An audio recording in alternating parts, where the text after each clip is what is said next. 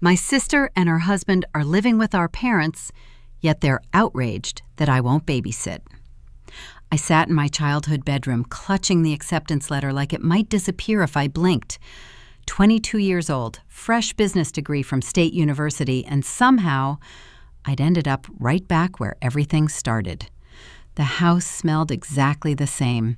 Mom's lavender air freshener mixing with whatever she was cooking downstairs. The posters I used to tape up everywhere were gone, replaced by blank beige walls. But the creaky floorboard by the window was still there. I knew it instantly. My foot landed on it out of muscle memory, like all those late-night snack runs never stopped. This wasn't the plan. Moving home was never part of the 4-year vision I fed myself between all-nighters and ramen cups. But rent in the city was brutal, and I needed time. Just a few months, I promised myself. Save up, find the right opportunity, then get out. The job search didn't take long. 6 days after graduation, Davidson Marketing called. By Friday, an offer letter sat in my inbox with numbers that made my stomach flip, in a good way. Real money, the kind that meant forward, not backward. That night, Mom made meatloaf. The kitchen was warm, the windows fogged from the oven, and Dad was already at the table when I came down. I slid into my usual seat, the one facing the backyard, and tried to steady the excitement bubbling in my chest. "So, I got the job," I said, cutting into the steaming meatloaf. "Davidson Marketing. The pay's really good." Mom's whole face brightened. Dad straightened proudly in his chair. "I was thinking," I hesitated, "maybe I'll stay for 3 months, build up some savings. Then I can get my own apartment, start fresh." The silverware stopped. Mom set her fork down like it was something delicate. Dad cleared his throat, that familiar warning sound before bad news. "Anna," Mom said softly, "you know I can only work part-time at the library. My back isn't what it used to be." Dad didn't wait for me to respond. "The plant's in trouble. Layoff rumors everywhere. Nothing official yet, but it's bad." Mom reached across the table, squeezing my hand. "We could really use help with the bills. And think about it, you wouldn't have to pay rent here. Doesn't it make more sense? Why waste money on rent when you could be saving?" I stared at my plate. The meatloaf wasn't too hot anymore. I wasn't sure I could eat it anyway. They had a point, kind of. And they were my parents, the people who'd raised me, fed me, kept a roof over my head for 2 decades. How could I say no? "Guess I could stay a bit longer," I heard myself say. The relief on their faces should have felt good. It didn't. Life settled into something resembling normal after that. I'd wake up at 6:30, shower, dress in the business casual wardrobe I'd carefully assembled from clearance racks. The commute to Davidson was 20 minutes if I timed the lights right. Work was actually good, challenging in the way I'd hoped, with colleagues who treated me like I had a brain instead of just a degree. Then I'd come home. Mom would have dinner ready. I'd eat, we'd watch whatever was on TV, and by 9 I'd be in my room calculating bills on my laptop. Electricity, water, gas, internet, groceries. My paychecks disappeared faster than I could track them, but I told myself it was temporary. A few more months, maybe 6, then I'd have enough saved to leave. I almost believed it. 3 months turned into 6. 6 months turned into a year. The routine became so familiar it stopped feeling like a choice. Wake up, work, come home, pay bills, repeat. My savings account grew at a glacial pace, not nearly fast enough to afford first month, last month, and deposit on any apartment worth living in. Then one Saturday in October, everything shifted. Sarah showed up. My sister had always been beautiful in that effortless way some people are. 7 years older than me, she'd been the golden child for as long as I could remember. Where I was quiet and bookish, Sarah was charismatic and social. Where I struggled to make friends, she collected people like other kids collected stickers. She pulled up in their SUV, and I watched from the living room window as Mike helped Emma out of her car seat. Lucas was already running toward the house, his little legs pumping with 4-year-old energy. The front door burst open. "Grandma! Grandpa!" The transformation in my parents was instantaneous. Mom literally dropped the dish towel she'd been holding and rushed to the door. Dad was right behind her, moving faster than I'd seen him move in months. "My precious angels!" Mom scooped up Emma, spinning her around. "Oh, look how big you've gotten!" Dad had Lucas on his shoulders within seconds. "Who's ready to see the new bird feeder Grandpa built?" Sarah walked in with Mike, and the attention shifted to them. "Sarah, darling, you look wonderful. How's everything going? How's the house? How's your book club? Tell us everything." They hung on her every word. When she mentioned her garden was finally producing tomatoes, Mom gasped like she'd announced a Nobel Prize. When Mike talked about a project at work, Dad nodded along with genuine interest. I stood near the kitchen doorway, invisible. "Anna, sweetheart, would you put on some coffee?" Mom called over her shoulder, not even looking my way. "And maybe slice up that coffee cake? Sarah loves coffee cake." I moved automatically to the kitchen, filling the coffee maker, cutting perfect slices while listening to my family laugh in the next room. The sound should have been nice. Instead, it felt like something scraping against my chest. This wasn't new. It had always been this way. I was 11 when I brought home my first straight A report card. All A's, even in math, which I'd struggled with all year. I'd studied so hard, staying up past bedtime with flashcards Mom had helped me make. I'd been so proud, so sure they'd be proud too. "Mom, look," I'd said, waving the paper. "All A's." She'd glanced at it for maybe 2 seconds. "That's nice, Anna." Then, turning back to Sarah, who was home from high school, "Now tell me more about this college fair. Which schools had the best programs?" I'd stood there, report card drooping in my hand, listening to them discuss Sarah's future while my achievement gathered dust. That became the pattern. Sarah's B+ was celebrated with dinner out. My A+ got a distracted nod. Sarah's soccer games filled the calendar. My science fair project, which won second place at regionals, warranted a, "Sorry, honey, we have to help Sarah move into her dorm." When Sarah got accepted to Brighton University, they threw a party. Actual party, with cake and relatives and congratulations cards piled on the table. "We're so proud of you, sweetheart," Mom had said, tears actually streaming down her face. "We'll make it work. We'll take out loans if we have to. Our Sarah deserves the best education possible." A week later, they'd sat me down for a different conversation. I was 11, sitting at the same kitchen table where I'd shown them my report card months earlier. Dad's face was serious in that particular way that meant bad news dressed up as practicality. "Anna, we need to talk about family finances," he'd said. "Sarah's college costs, they're significant. We're taking out loans, and we'll be paying them back for years. We need to be careful with money now." What that meant, I learned quickly, was that Sarah got everything, and I got nothing. My friends upgraded their phones every year.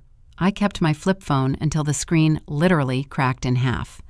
Back-to-school shopping meant Goodwill and clearance racks, while Sarah got care packages at Brighton filled with new clothes and supplies. Christmas became practical. Socks, notebooks, a used graphing calculator, while Sarah got laptop upgrades and spending money. "Your sister needs to focus on her studies," Mom would say, writing another check. "We can't let money stress her out." I learned fast. If I wanted anything, new clothes, school supplies, a phone that actually worked, I'd have to earn it myself. So I did. Babysitting, dog walking, tutoring younger kids in math. By 15, I had 3 regular babysitting families and was saving every dollar. I also learned that academic success was my only ticket out. Sarah had charm and social skills. I had grades. So I made them count. Late nights became normal. While my classmates watched TV or hung out at the mall, I was at the library, grinding through practice tests and essay competitions. Every scholarship application, every academic competition, every extra credit opportunity, I took them all. The guidance counselor called me obsessive. I called it survival. It worked. Full ride to State University. Full ride. Tuition, books, housing, everything covered. When I told my parents, the relief on their faces was almost comical. "Oh, thank God," Mom had actually said. "We were so worried about how we'd manage 2 college tuitions." Not proud, relieved, because I'd solved a problem for them. Meanwhile, Sarah graduated Brighton, got a job in marketing, and married Mike within a year. 2 years later, Emma arrived, then Lucas. My parents were euphoric. "Grandchildren," Mom had cried when Sarah announced the first pregnancy. "Oh, we're going to be grandparents." The monthly visits started after Emma was born. Every 4 weeks, like clockwork, Sarah's SUV would pull up and the circus would begin. My parents would transform into different people, animated, engaged, endlessly interested in every detail of Sarah's life. Before the coffee was even poured, the expectation would land on me. "Anna, you'll watch Emma while Mike and I grab lunch, right?" Sarah would say, already handing over the diaper bag. We barely get any couple time. The first few times, I'd tried suggesting alternatives. Maybe Mom and Dad could— "Oh, honey, you know my back can't handle chasing a toddler," Mom would interrupt, "and your father needs his rest on weekends." So I'd spend my Saturdays watching Frozen on repeat, while Sarah and Mike had date days. They'd come back refreshed and happy, thanking me absently while I cleaned up goldfish crackers and juice stains. 1 weekend a month. I could handle that. Barely. Then came the phone call that changed everything. I was elbow deep in dishwater on a random Tuesday when Mom's phone rang. I could hear her in the living room, her voice shifting from surprised to concerned. "Sarah? Honey, what's wrong?" Through the walls, I could hear my sister's voice, high-pitched and tearful even over the phone. I dried my hands, something cold settling in my stomach. Mom appeared in the kitchen doorway, phone pressed to her ear, face pale. "Of course you can stay with us," she was saying. "Don't even worry about it. We'll make room. Family takes care of family." I didn't need to hear the rest. I already knew. Mike's company had gone bankrupt. Doors closed overnight. Everyone laid off with 2 weeks severance. They couldn't make rent. They had no savings. They needed help. "They'll stay in your old room," Mom said after hanging up, not quite meeting my eyes. "Just temporarily, until Mike finds something new." My old room. The bigger bedroom, the one with actual closet space and windows that caught morning light. The room I'd grown up in. "Where am I supposed to go?" I asked, though I already knew. "The storage room is perfectly fine," Dad said from the doorway. "It's just temporary, Anna. Don't make this difficult." The storage room was 8 feet by 10 feet, barely big enough for a twin bed and a dresser. No closet. One small window that faced the neighbor's fence. "What about my stuff?" "We'll figure it out," Mom said, already moving toward the stairs. "They're arriving this weekend. We need to get ready." Saturday morning, I woke up at 6 to move my entire life into a glorified closet. By noon, 3 cars were pulling up outside, packed with boxes and furniture, and 2 very excited kids who immediately claimed my old room as their kingdom. "This is perfect," Sarah said, looking around the space I'd grown up in. "The kids will love having so much room to play." I stood in the hallway with a box of my toys across my childhood floor. Nobody asked if I was okay with this. Nobody seemed to notice I existed. That night, lying in my new twin bed, I'd had a double before, I stared at the ceiling and listened to Lucas crying through the thin walls. Sarah's voice, trying to soothe him, Mike's footsteps pacing back and forth. This was temporary, I told myself. Just a few weeks, maybe a month. Then they'd find a new place and life would go back to normal. 4 months ago. The first utility bill after they moved in arrived on a Thursday. I was at my desk at work when the email notification popped up. Automatic billing from the electric company. My stomach dropped. The number was almost double. Actually double. 1 month of Sarah's family living with us had created a bill that wiped out what I'd normally save in a month. I pulled up the other accounts. Water, up 70%. Gas, nearly doubled. Internet, maxed out from streaming. That evening I brought it up at dinner. "So," I said, trying to keep my voice casual, "the utility bills came in. They're pretty high this month, almost twice what they usually are." I looked around the table. Sarah was cutting Emma's chicken into smaller pieces. Mike was scrolling his phone. Mom was getting more potatoes. Dad was chewing slowly. I can't really cover all of this on my own, I continued. I was thinking we could split things more fairly, since there are more people now. Sarah's fork clattered against her plate. Are you seriously talking about money right now? Her voice was sharp, loud in the quiet kitchen. Mike and I just lost everything. Our home, our savings, our security, and you're worried about splitting bills? I'm not trying to. We're going through the hardest time of our lives, Anna. The absolute hardest. And you're nickel and diming us? Mom jumped in before I could defend myself. Sarah's right. Family helps family, Anna. That's what we do.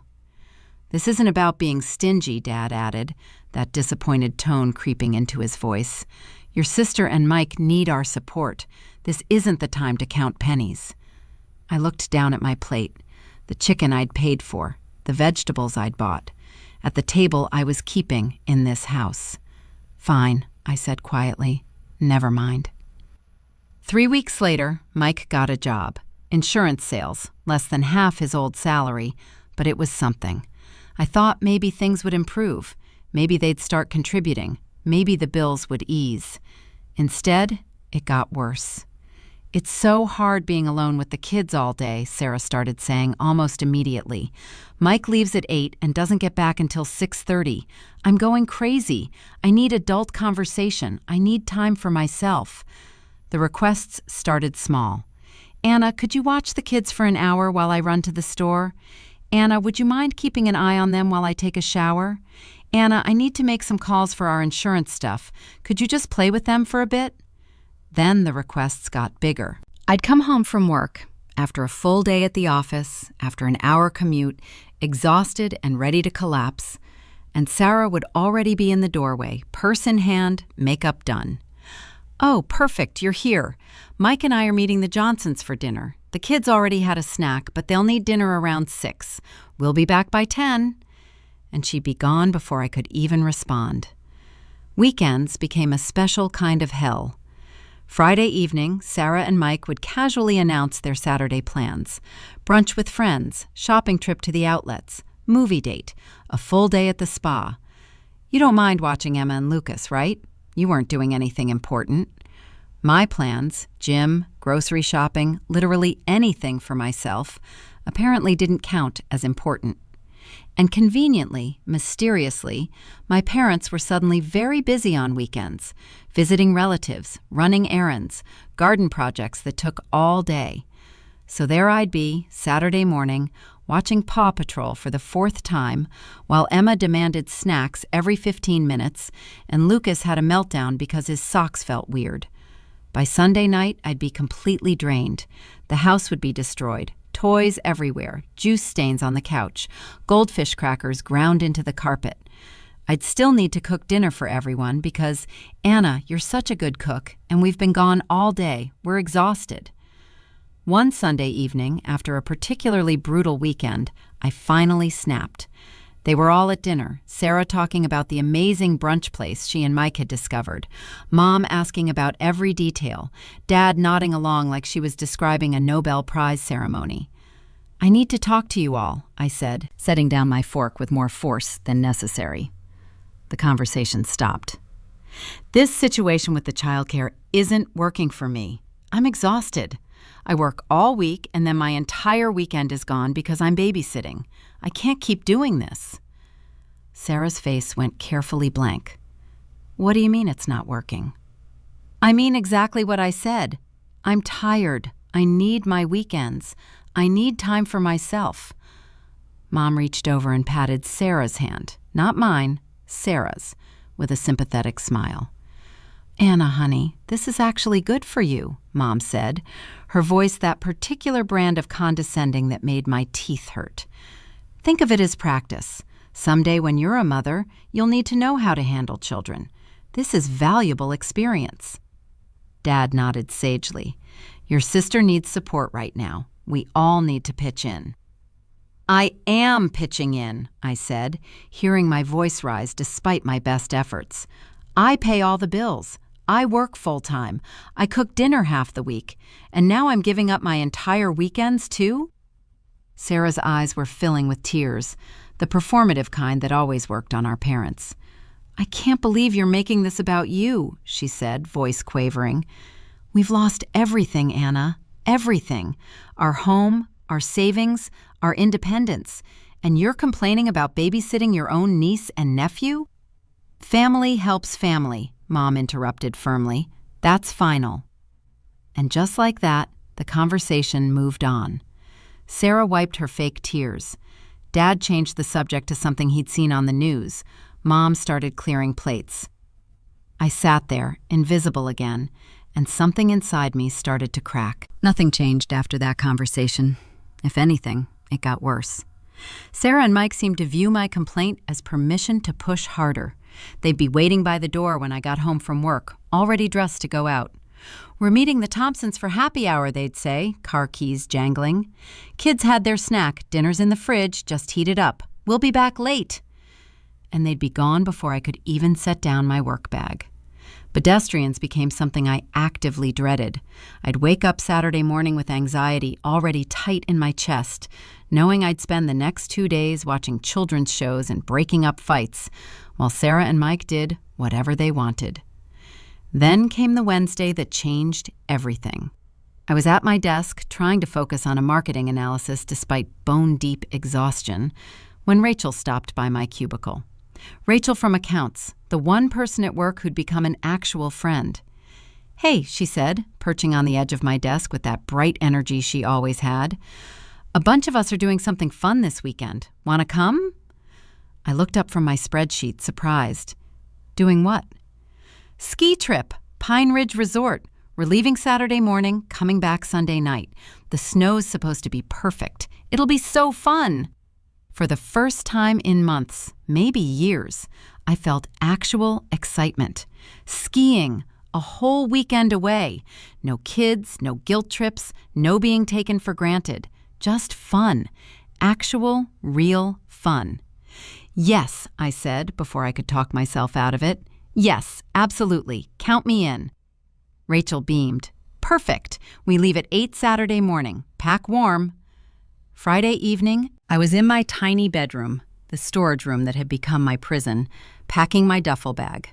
I'd borrowed ski pants from Rachel. I had warm layers, good socks, my waterproof jacket. I was actually humming while I packed, feeling lighter than I had in forever. Then Sarah appeared in the doorway. What are you doing? She asked, eyeing my half-packed bag with suspicion. Packing, I said, rolling up my thermal underwear. Going skiing this weekend. Pine Ridge, with friends from work. Sarah's expression darkened so fast, I actually stopped mid-fold. You need to cancel. I laughed. Actually laughed. What? Why would I do that? Because, she said, stepping into my tiny room and crossing her arms, Mike and I are going to Aunt Linda's 60th birthday party in Millbrook this weekend. Mom and Dad are going too. You need to stay here with Emma and Lucas. The audacity of it hit me like cold water. You're joking, I said flatly. Tell me you're joking. This isn't funny, Anna. You're being completely unreasonable.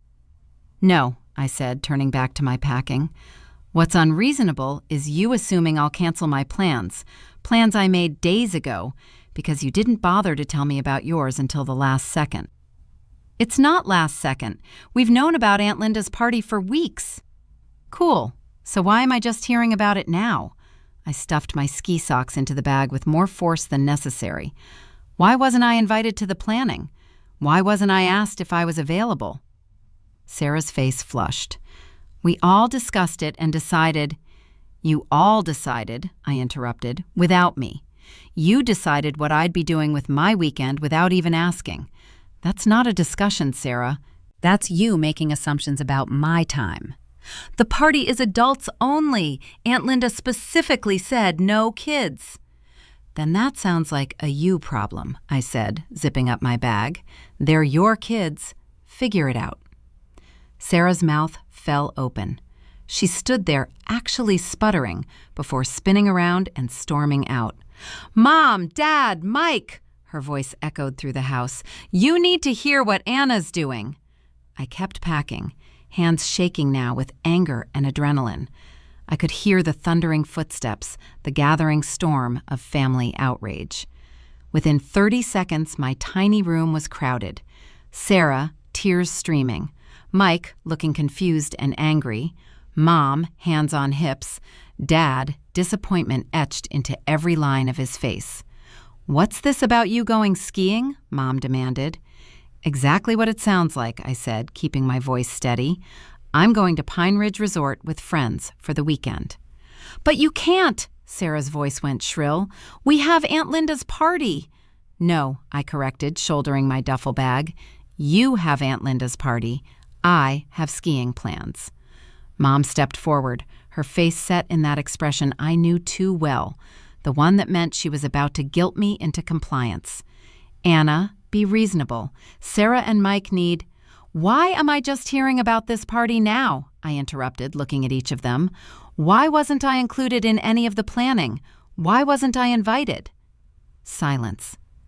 "We discussed it as a family and decided this arrangement would work best for everyone," Sarah finally said, her voice dripping with condescension.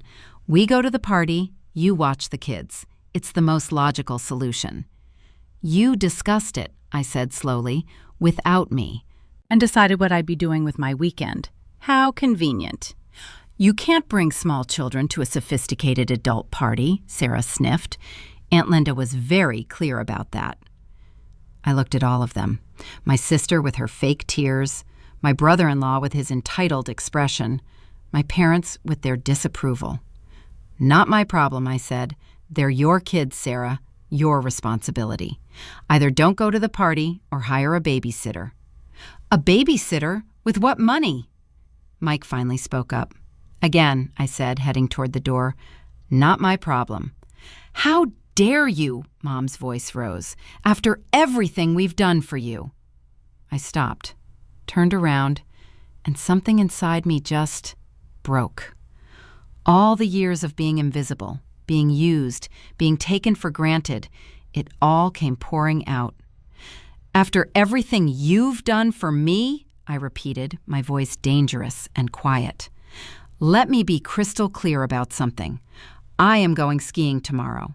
I am done being your free, convenient babysitter. I'm done having my weekends hijacked, my plans ignored, and my life treated like it doesn't matter." Sarah was full-on sobbing now. Mike muttered something that sounded like ungrateful bitch under his breath. Mom looked like I'd slapped her. "You're being selfish," Dad said, shaking his head. "Absolutely selfish." "If you walk out that door tomorrow," Mom said, pulling out what she clearly thought was her trump card, "don't bother coming back." The silence that followed was absolute. Then I started laughing. Real, genuine laughter that bubbled up from somewhere deep and slightly unhinged. They stared at me like I'd lost my mind. "You know what's funny?" I said, wiping tears from my eyes. "I've been dreaming about moving out for months. I just didn't have the courage. But here you are, Mom, giving me the perfect reason. So thank you, really, thank you." "Get out!" Sarah shrieked, her fake tears forgotten. "Just get out!"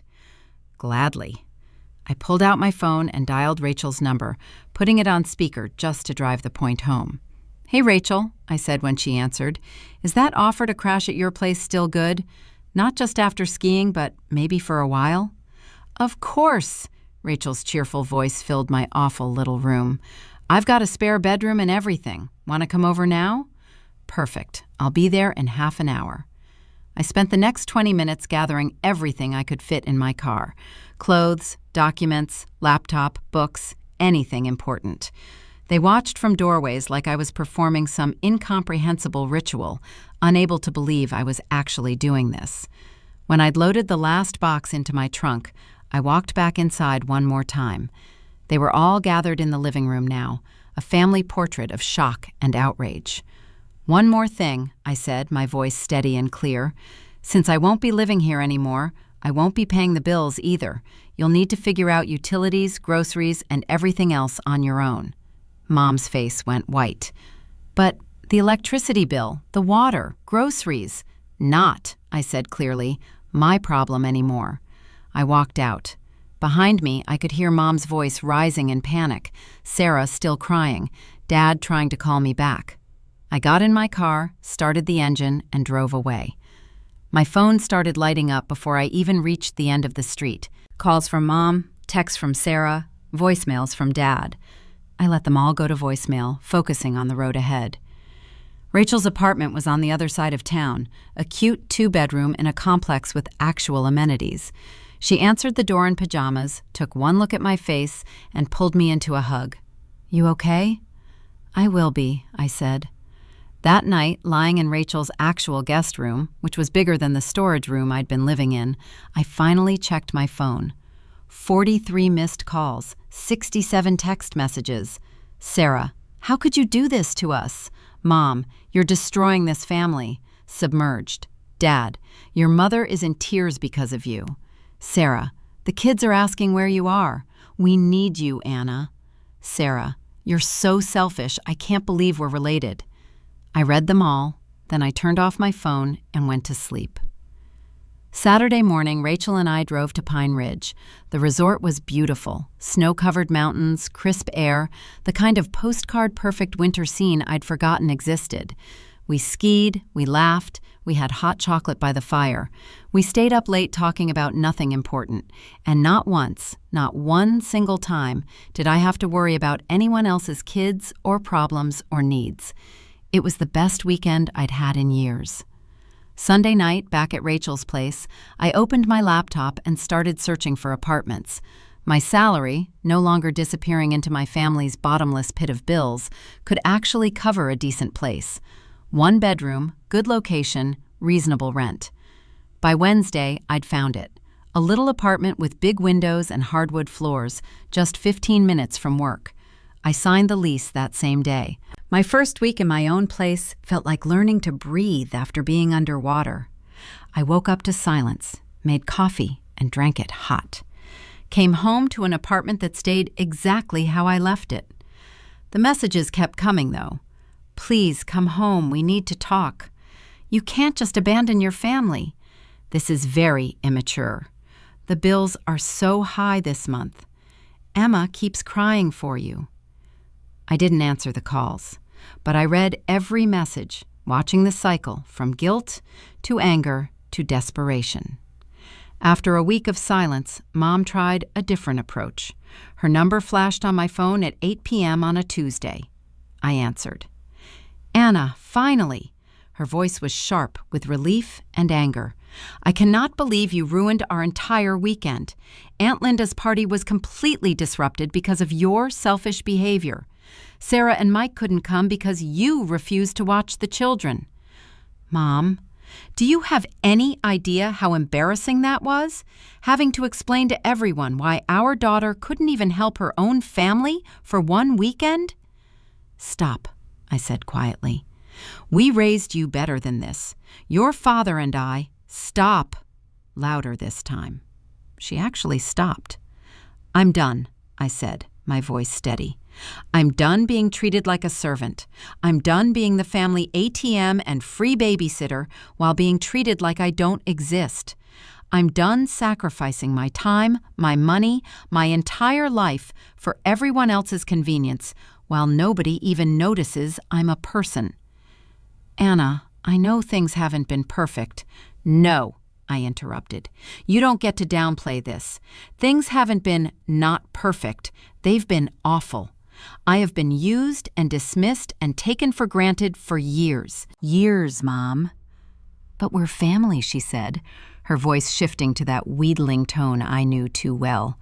Family helps each other. We need you. The bills this month. No. The word came out firm and final. I'm done. Maybe someday we can have a relationship again, but it will be on equal terms. No more manipulation, no more guilt trips, no more treating me like I exist only to serve everyone else. Until then, I need space. Anna, please. I hung up. Then I blocked her number. Blocked Dad's. Blocked Sarah's. Blocked Mike's. I went through my social media and blocked them there too. It felt terrifying and liberating all at once, like cutting anchor lines I hadn't realized were drowning me. That was 3 months ago. Now I'm sitting in my apartment, where I live alone, where nobody demands anything from me, drinking coffee that's still hot and planning my weekend. Maybe I'll go hiking with Rachel. Maybe I'll finally finish that book I started. Maybe I'll do absolutely nothing at all. My phone doesn't blow up anymore. The bills are mine and manageable. My paychecks go into my savings account, building toward a future that's actually mine. Sometimes I wonder if I'll ever talk to them again, if enough time and distance could create space for something healthier, real boundaries, actual respect, a relationship where I'm seen as a person instead of a resource. Maybe someday, or maybe not. Either way, I'm done sacrificing myself to meet their endless demands. I'm done being invisible in my own life. For the first time in as long as I can remember, I'm putting myself first, and it feels like finally coming home.